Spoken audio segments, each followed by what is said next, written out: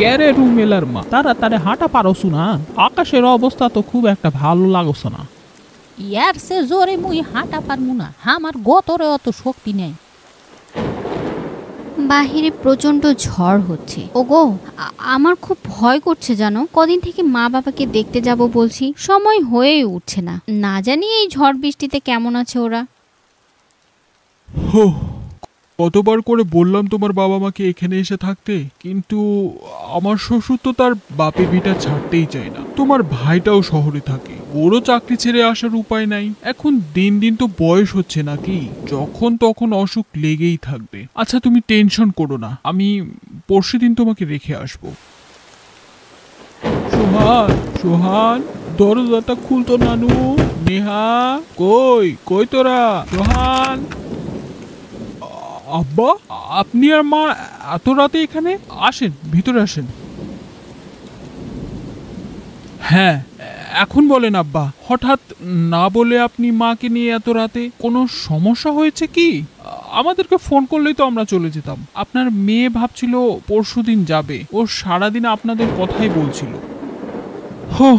কি আর কমু বাবা, আজকে বিকালে সেই ঝড় আসিছিল। তোমার শাশুড়ি রান্নাঘরে গেছিল কপাট বন্ধ করবে, যায় দেখে এত পানি হসে। আমি তো তেমন গুরুত্বই দিইনি। তারপর তোমার শাশুড়ি আমাকে দেখালো চালের কাঠগুলা পানি পরে পরে পচে গেছে। তেমন কিছু বুঝার আগেই গায়ের উপর ভেঙে পড়ে গেছে। তাড়াতাড়ি আমি তোমার শাশুড়িকে নিয়ে কোন রকম ঘর থেকে খালি বেড়াছি। তারপর তো সব একেবারে শেষ। ঘরের চাল ভেঙে পড়ে যায়, একেবারে ঘর পুরাই শেষ। ওগো, ক্যাঙ্কা হলো কৌদিনী, এখন আমরা কোনতে যামু?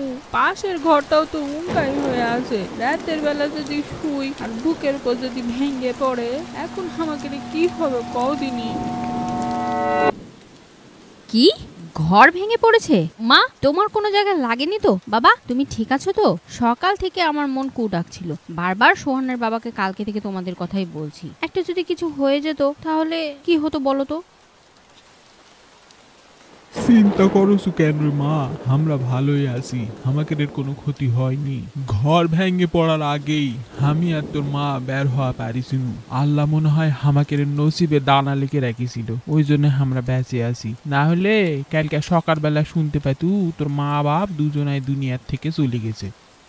কি যে বলো না বাবা, এসব বলো না তো। তোমরা আমার বাড়িতে সুস্থভাবে আসছো, আমি তাতেই অনেক খুশি। তোমরা অনেক দূর থেকে হেঁটে আসছো, নিশ্চয়ই রাতে কিছু খাওনি। আচ্ছা, তোমরা হাত মুখ ধুয়ে নাও, আমি খাবার ব্যবস্থা করছি। সোহানের বাবা কিছুদিন আগেই বাড়িটা মেরামত করলো। ঘরের চাল ফুটো হয়ে বৃষ্টির পানি চলে আসছিল। এখন হাতে তো অত টাকা পয়সাও নেই যে বাবাকে দিয়ে সাহায্য করব। আর আমি তো জানি আমার বাবার আর্থিক অবস্থা। অনেক কষ্টে তিল তিল করে বাড়িটা করা। আমার ভাই খুব একটা টাকা বাড়িতে পাঠাতে পারে না। চাকরি করে যে বেতন পায় ওটা দিয়ে ওদেরই টানাপোড়ানের সংসার। সেদিন সারা রাত এসব দুশ্চিন্তা আমাকে এক পলকও ঘুমাতে দেয়নি। এরকম আরো মজার মজার ভিডিও পেতে এখনই সাবস্ক্রাইব করুন।